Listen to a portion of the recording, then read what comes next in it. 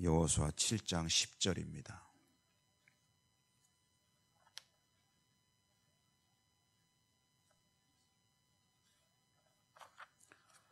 (15절까지) 10절에서 15절까지 여호수아 7장 10절부터 15절까지 교독합니다. 여호와께서 여호수아에게 이르시되 일어나라. 어찌하여 이렇게 엎드렸느냐.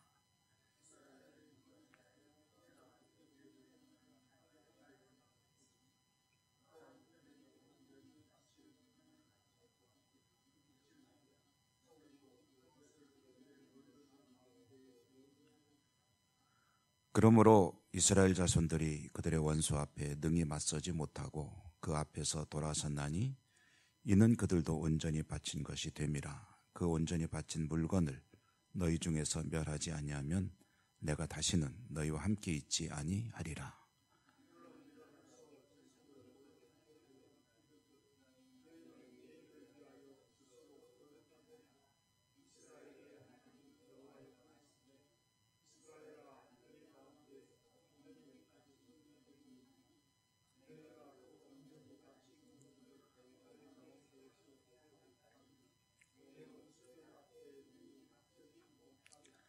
너희는 아침에 너희의 지파대로 가까이 나오라.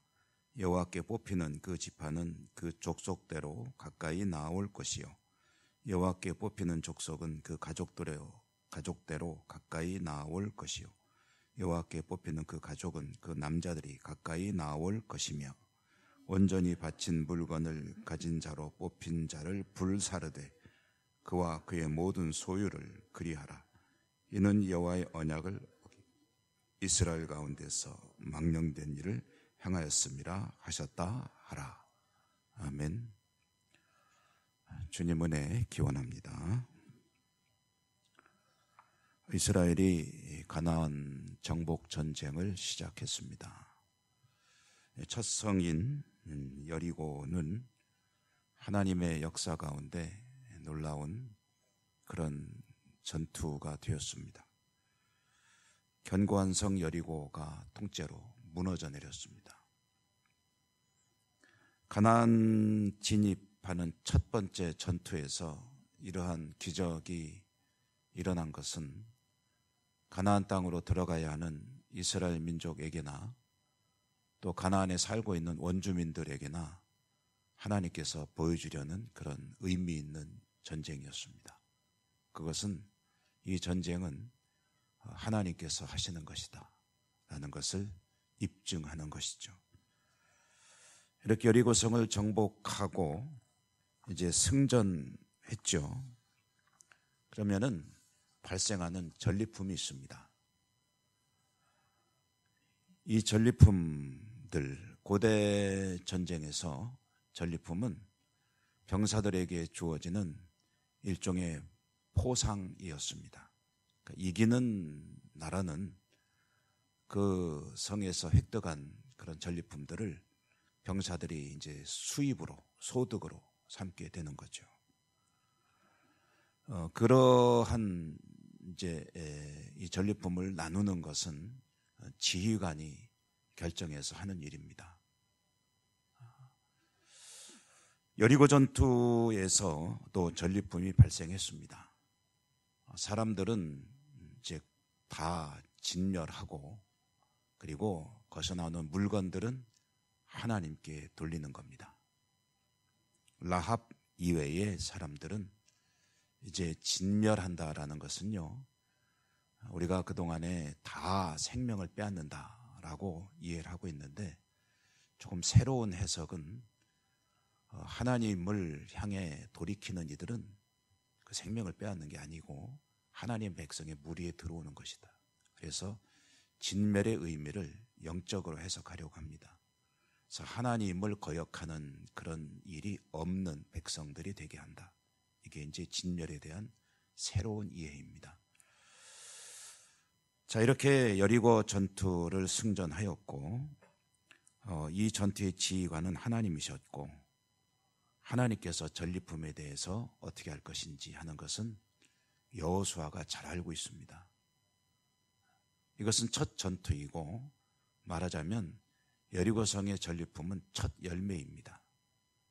첫 열매는 하나님께 드리는 겁니다. 이집트에서 출애굽할 때 10번째 재앙, 애굽의 모든 첫 번째 장자들이 목숨을 잃을 때 이스라엘의 첫 장자들은 생명을 잃지 않았습니다.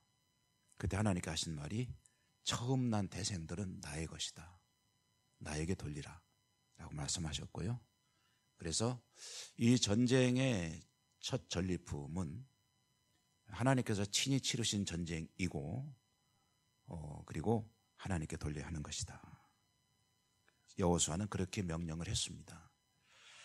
그래서 모든 전리품은 하나님께 드려지게 되었고 이후의 전투에서 이제 하나님께서 이것은 너희들이 적절히 분배하여라 라고 명령을 하시면은 전리품을 이스라엘 백성들이 나눠 가지게 될 겁니다. 자, 그런데 여기서 문제가 발생했죠. 우리가 너무 잘 아는 이야기. 한 사람이 하나님께 돌려야 할 것 중에 일부를 빼돌렸습니다. 욕심이 났습니다. 그것은 신할산 외투와 은 200세겔과 금 50세겔 덩어리였다고 이제 뒤에 보면 나옵니다. 하나님께서 이 일로 인해서 진노하셨습니다. 여리고성 다음 전투는 아이성 전투였는데 아이성은 여리고에 비하면 수월한 그런 대상이었습니다. 이렇게 비유할까요? 운동시합에 비유한다면 대학생 팀하고 축구시합을 해서 이겼으면 초등학생들하고 가면은 수월하게 이길 수 있죠. 대학생 팀도 꺾는 실력 있는 팀이라고 한다면 초등학생 팀하고 가면은 골도 많이 넣고 아주 쉽게 이길 수 있을 것입니다. 그런데 졌습니다. 그러니 여호수아도 이스라엘 백성들도 다 기가 막혀가지고 하나님 앞에 넋을 놓고 있는 겁니다. 여호수아는 하나님 앞에 가서 통곡을 했습니다. 도대체 이게 어떻게 된 일입니까? 무슨 일이 벌어지는 겁니까? 오늘 우리가 읽은 말씀 앞부분은 좀 생략하고 읽었습니다. 새벽 읽기는 좀 길어가지고요. 하나님께 하신 말씀이 너희 가운데 이제 문제가 있다는 거죠. 그 문제는 나에게 돌려질 것들 중에 일부를 소유한 자가 너희 가운데 있다. 그를 색출해서 그를 불사르라 라는 무시무시한 명령을 내리셨습니다. 자, 여기서 하나님께서 왜 이렇게 참 참혹할 정도로 무서운 형벌을 내리시는가? 가나안 정복 전쟁은 하나님께서 인도하시는 거룩한 전쟁, 하나님의 전쟁입니다. 이스라엘이 이 전쟁에서 승리를 하기 위해서 첫 번째 가져야 될 자격 요건은 하나님의 백성인 그들은 거룩해야 한다는 것입니다. 순결해야 됩니다. 조그마한 사소한 거라도 흠이 발생하면 안 됩니다. 그것도 첫 번부터, 첫 발걸음부터 문제가 생기면은 그 이후의 행보는 불보다 뻔한 일입니다. 사소한 흠결이라고 할지라도 첫 발걸음이므로 이 문제를 해결하고 넘어갈 때 하나님께서 이 엄청난 역사를 손수 이루어 가실 것입니다. 그러므로 하나님은 어찌 보면 가혹할 정도로 이 문제에 대해서 엄격하게 형벌도 정해서 내리시며 해결을 지시하신 겁니다. 여러분, 하나님의 백성들에게 요구되는 것이 이 거룩입니다. 그리고 성결입니다. 우리들이 살아가면서 사소한 문제들을 무심코 넘길 때가 참 많습니다. 저도 그렇고 여러분도 그러시죠. 그런데 그 사소한 문제들이 결국은 큰 문제로 비화되는 경우들도 왕왕 있습니다. 우리의 삶을 돌아보면 별거 아닌 것 같아서 그렇게 했는데 그게 습관이 되고 그것이 확대가 되고 하나님 앞에 언제부턴가 조금은 느슨해지는 자신을 발견할 때가 있습니다. 한번 은혜 받고 하나님과 어떤 만남의 체험도 하고 말씀을 통해 은혜를 받고 다짐도 하고 그리고 거룩한 백성으로 살려고 애쓰고 힘쓰다가 언제부턴가 바람 빠진 풍선처럼 느슨해지는 자신을 깨닫게 될 때가 있다는 거죠. 주님께서 말씀하시기를 바리새인들의 누룩을 조심하라 라고 하셨습니다. 누룩이 뭡니까? 밀가루 반죽을 해놓고 넣어놓으면은 이렇게 부푸는 거죠. 조그만한 그것이 전체에 영향을 미친다는 그런 의미로 말씀하신 겁니다. 부지 중이라도 거룩에 손상이 있어서는 안 되겠지만 그러나 부주의나 고의로 또는 알면서도 하나님의 백성으로서 아닌데 라는 생각이 들 때 그때 그래도 어쩔 수 없지 하고 넘어가는 일을 최소화시킬 때 우리의 삶이 하나님 앞에 복된 삶으로 이어질 수 있을 것입니다. 오늘도 거룩하게 승리하는 한 날이 되시기를 축복합니다. 은혜로우신 하나님 감사합니다. 가나안 정복 이야기를 읽어나가고 있습니다. 오늘은 아간의 범죄 이야기를 보면서 하나님께서 그 백성들에게 원하시는 거룩의 온전함을 다시 한번 생각해 보았습니다. 저희들의 삶의 현장에서도 고의로 또는 실수로 거룩에 흠이 생길 때가 종종 있습니다.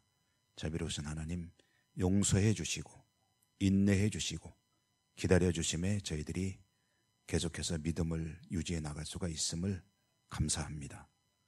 그러나 이런 일에 더욱더 힘써 하나님 앞에 온전한 모습으로 애쓰고 노력할 때 성령님 도와주시고 하나님 기뻐하시는 저희들 믿음과 삶이 될 수 있도록 축복하여 주시옵소서. 예수님 이름으로 감사하고 기도드립니다. 아멘. 하늘에 계신 우리 아버지 이름을 거룩하게 하시며 아버지의 나라가 오게 하시며 아버지의 뜻이 하늘에서와 같이 땅에서도 이루어지게 하소서. 오늘 우리에게 일용할 양식을 주시고 우리가 우리에게 잘못한 사람을 용서하여 준 것 같이 우리 죄를 용서하여 주시고 우리를 시험에 빠지지 않게 하시고 악에서 구하소서. 나라와 권능과 영광이 영원히 아버지의 것입니다. 아멘. 여러분 말씀을 통해 가슴에 와닿는 그런 것들이 있으면 기도 제목 삼아 기도하십시오.